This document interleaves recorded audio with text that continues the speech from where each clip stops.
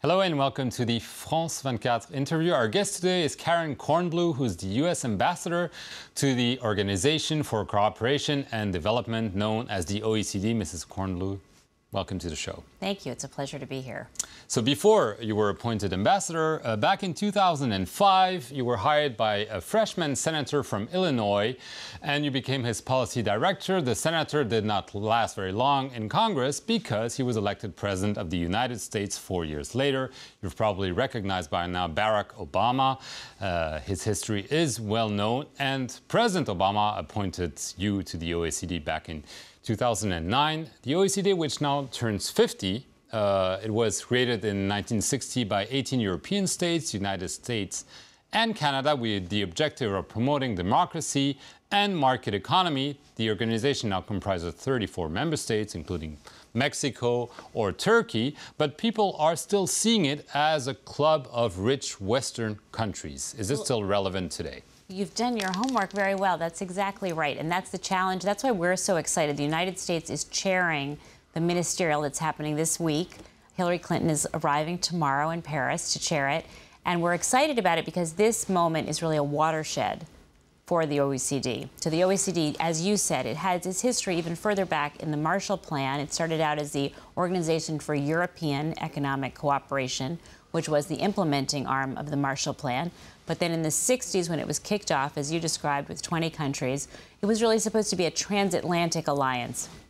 And what we're saying this week is it's really pivoting. It's pivoting from being this transatlantic alliance to being a global policy network.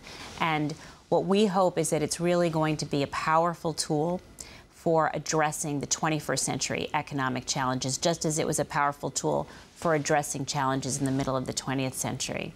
So what do I mean by that? Well, it helped create a rules-based system along with a lot of the other post-war institutions. It made it a fair and level playing field for companies to compete on, and it enhanced cooperation among countries. Well, now we have these newly emerged economies, China, India, and so on, and how do we work with them as partners to get a new level playing field, rules-based system that everyone can use. So the OECD is going to be reaching out in different ways, not giving up its standards, not giving up its high striving for excellence, but how do we work with other international organizations? How do we work with regional organizations to bring in some of these new powers? And then very important to Secretary Clinton, this was her priority, is how do we take the assets of this organization, the economists, the best practices that we all bring from our different countries, and leverage that, use that to work with developing countries? There's also one problem facing developed economy is the global financial crisis that's been there. In Europe, we see problems still with Greece, worries about Portugal, about Spain, about Italy. Across the Atlantic, the debt and the deficits are reaching historical highs. I mean, what's your take on this? You may need to coordinate, but first of all, this needs to be solved, and we're far from it. So one of the things that the U.S. is doing this week to help pivot this organization is the OECD members are coming out with a vision statement under the U.S. chairmanship, but it was something that was negotiated among all the countries, and it says, how are we going to do things a little bit differently than what we did before? We value this organization, but how are we going to change it? And one of the things it says is exactly what you're talking about, that we can't pretend the financial crisis never happened. We have to say what happened, look at it and say, how are we going to change our models? How are we going to change the way we approach economic policy, given the fact that we had this enormous financial and economic crisis? Specifically about the United States, are you concerned about the debt and the deficit level right now? You know, the president is taking it very seriously. He's asked the vice president, Joe Biden, to sit down with members of Congress. They're working very seriously and very hard, and there's a very common commitment to get a solution, to get this done. You asked about, you know, the world crisis, and it's very interesting to see how many countries are trying to negotiate an issue where they have to cut their deficits, but at the same time, they also want to invest in their future. They also want to make sure that they're getting 21st century infrastructure, that they're not neglecting education. And that is really a tough, tough challenge that a lot of countries are grappling with. And so one of the things we're hoping that the OECD can be is a tool to bring countries together to learn from each other. It's really, it's a new time. You know, people are facing challenges they haven't faced before. One new challenge the president talked about in a recent speech is the so-called Arab Spring. He stressed the need for political democratization, but he also stressed the need for economic development in the Middle East, in North Africa.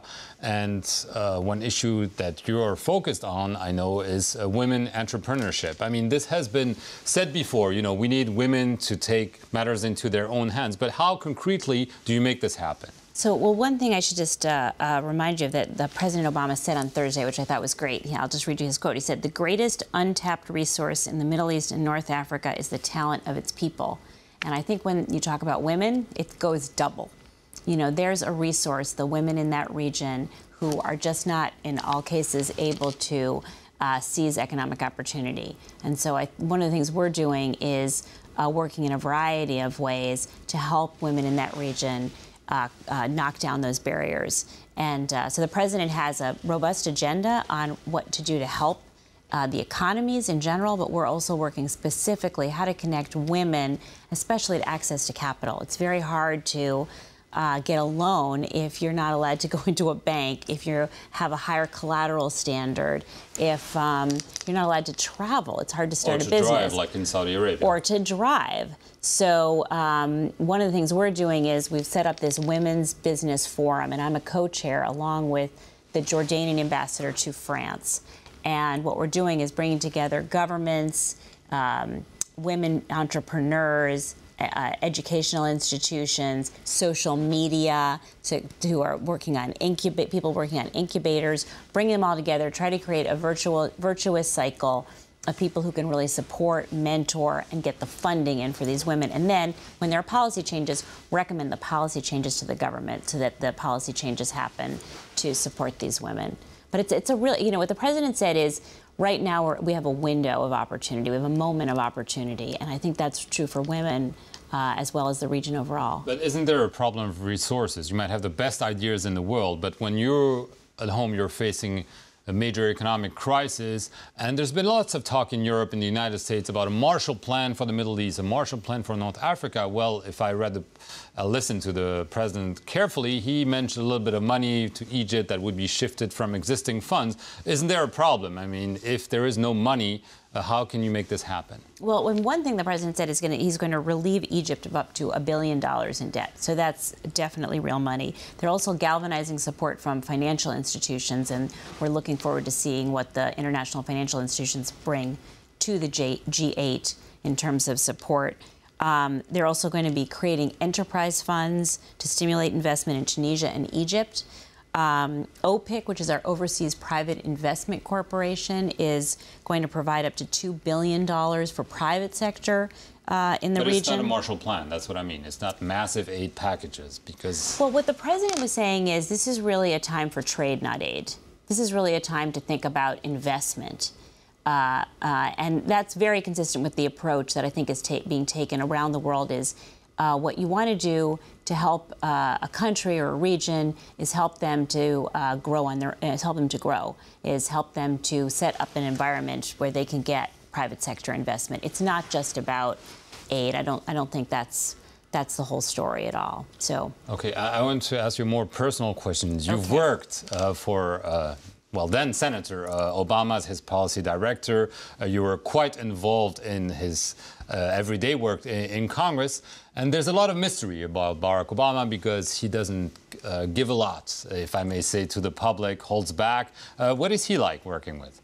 That's really interesting. He is, I have to say, he stays really calm and collected. He has a lot of inner confidence, and it makes it wonderful to work for him because he doesn't react to the little things. He stays very focused on the big things. That's why throughout the financial crisis, you know, with a war going on, I'm very comfortable and confident having him as the president.